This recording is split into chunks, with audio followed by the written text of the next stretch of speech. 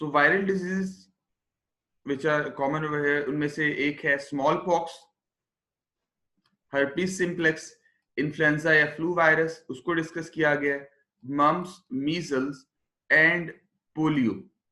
ये पोलियो की जो डिजीज है, लास्ट कॉर्नर में पोलियो की डिजीज को डिस्कस किया गया है।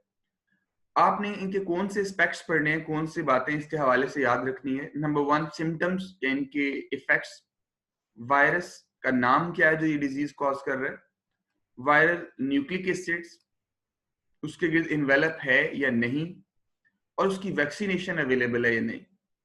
सबसे पहले हम बात करने जा रहे हैं स्मॉल पॉक्स की।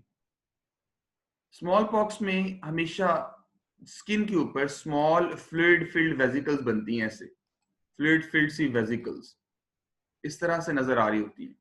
बाद में यही वेसिकल्स ड्राई हो जाती हैं और ड्राई होने के बाद ऐसे स्किन के ऊपर पॉस्ट्यूल छालों की सूरत में नजर आती हैं, पॉस्ट्यूल से नजर आते हैं। And after that they become pitted scars, skin के ऊपर ऐसे पिटेड स्कार्स से रह जाते हैं at the end, which are known as pox. Short question repeat हो चुका है बोर्ड एग्जाम्स में, दैट व्हाट आर पॉक्स।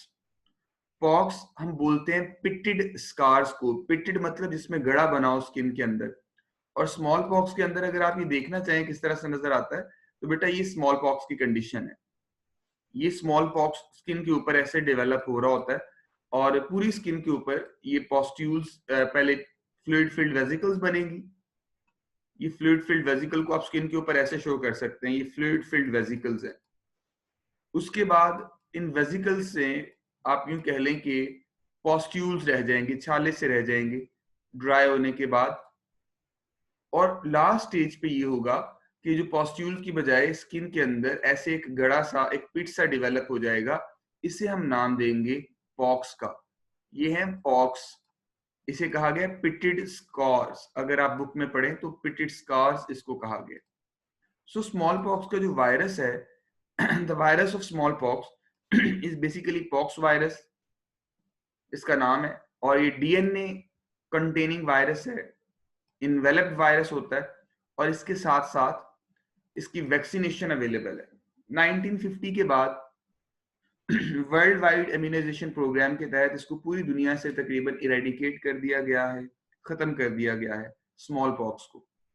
इसके अलावा हर्पीस सिम्प्लेक्स की अगर हम बात करें, जो नेक्स्ट आपके पास डिजीज डिस्कस की गई है, तो हर्पीस सिम्प्लेक्स में क्या होता है, जो लिप्स के एरियाज होते हैं, हर्पीस सिम्प्लेक्स टाइप 1 यहाँ पे डिस्कस की गई है।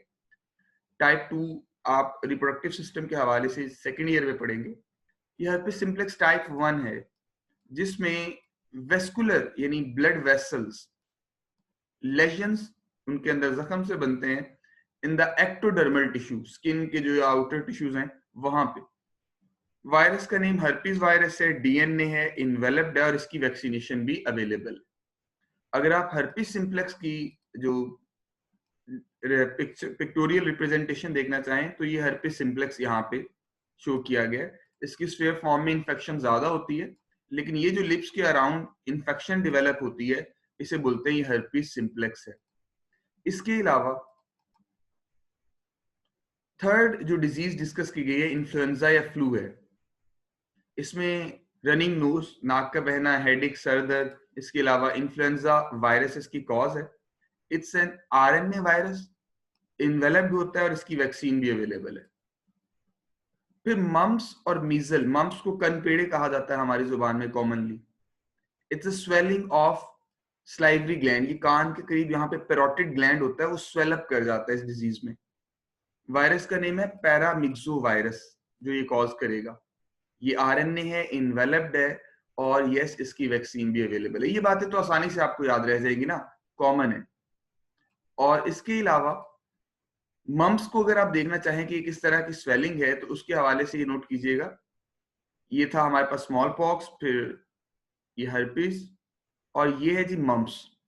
मम्स में स्पेशली चिल्ड्रन के दरमियान, चिल्ड्रन में, बच्चों में ज्यादा कॉमनली होती है। अडल्ट नेचुरली इसके अगेंस्ट इम्यून होते हैं 60% तकरीबन। ये नॉर्मल पेरोटिड ग्लैंड है और ये स्वोलन पेरोटिड ग्लैंड है। कन पेड़े यहाँ पे स्वेलिंग हो जाती है, और एक दफा अगर हो जाए तो जनरली लोग इसके अगेंस्ट फिर इम्यून हो जाते हैं, मम्स के अगेंस्ट। मीजल्स की कॉज भी सेम वायरस है, पैरामिक्सो वायरस। मीजल्स के अंदर भी स्किन के ऊपर मीजल के रैश बनते हैं, कैरेक्टरिस्टिक इसके पिंपल्स जैसे, और फीवर, वाटरी आईज। इसमें भी आरएनए इन्वेलप्ड वायरस है, और यस इसकी वैक्सीन भी अवेलेबल है। बच्चों में और बड़ों में इक्वली हो सकती है। Adult and children they are equally susceptible. और मीजल्स की अगर कंडीशन आप देखना चाहें तो वो भी यहाँ पे शो की गई है। ये है जी मीजल्स। ये जो कंडीशन है ये मीजल्स के हवाले से है। ये स्किन के ऊपर जो रैश अपीयर हो रहे हैं इस कंडीशन में, इसे मीजल्स रैश कहते हैं। और लास्ट पे जो हमारे पास डिजीज डिस्कस की गई है दैट इज पोलियो या पोलियोमेलाइटिस इसको कहते हैं। पोलियोमेलाइटिस, इसमें मसल वीकनेस है, पैरालिसिस है। इसकी बेसिक कॉज पोलियो वायरस है, जो कि स्फेरिकल कैप्सिड में कोटेड होता है। आरएनए वायरस है, इसकी वैक्सीन भी अवेलेबल है, but it is non enveloped. ये नॉन इन्वेलप्ड वायरस है, याद रखिएगा। इन सारे वायरसेस में से सिर्फ यही वायरस ये जो आपके पास लिस्ट में डिजीजेस के हवाले से मौजूद है। सो दैट वाज, और ये पोलियोमेलाइटिस की यहाँ पे डिजीज सिम्टम्स शो की गई हैं। That was all about viral diseases in Pakistan.